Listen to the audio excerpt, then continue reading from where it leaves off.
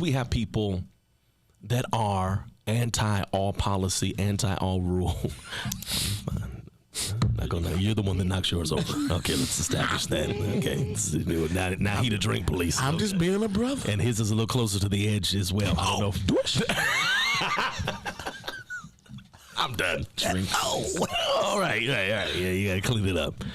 But again, so what do we say to that person that now has a hard time receiving any set of standard, any set of policy, because they've convinced themselves none of this works? Because if it worked, to me, that's one of the things that the enemy does, is he raises up the deception of if there was power in these rules, then nobody would have ever dropped the ball, and everybody's dropped the ball. So let's throw the rules away. No, that's not the way to go. Let's throw the rules away and let's lift up grace. I don't know if you can personally do anything for that individual. You may have to still blanket preach, but who is going to evangelize Saul?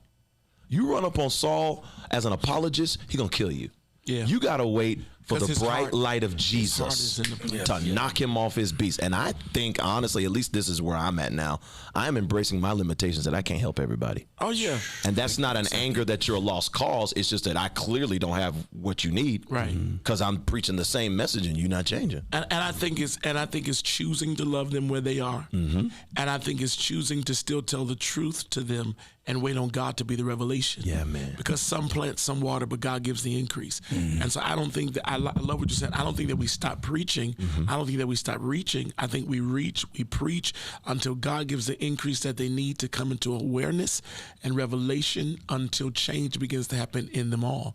And because what we're learning is that all of that, what's that for? It really boils down to a heart issue.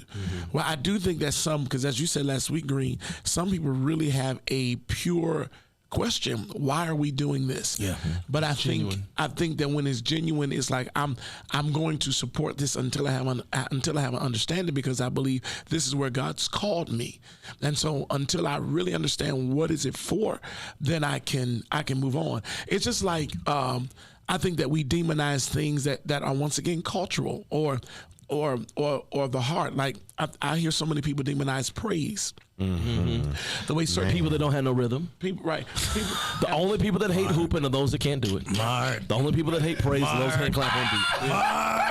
No, come on. We hate what we can't have. And I'm gonna tell you, because listen, that's emotional. And you ain't got no rhythm. Right. And I think that you can't dance. I think that it speaks to culture, and I think we cannot. I think that sometimes people get out of order. I think that happens. I think that out of order. Somebody must have rolled up on you in the parking lot. Man. Deliver my soul. He's right though. Yeah. TikTok has put praise under an assault. The main ones that don't like it are those that can't do it. You know what though? Maybe there are some who really don't. I've had people who come to my church and they're like, "Pastor, I really enjoyed your teaching." Why? Wait, stop. Why did your voice change? Well, you know, there's always a personality so many that comes with, Pastor. You know, Pastor. This is why we call him Legion. That's a type of person. Which one of you is that? You will not call me Legion. Hello. I rebuke you. Which one of you? Who's in there? No. Only Nathaniel and the Holy Spirit.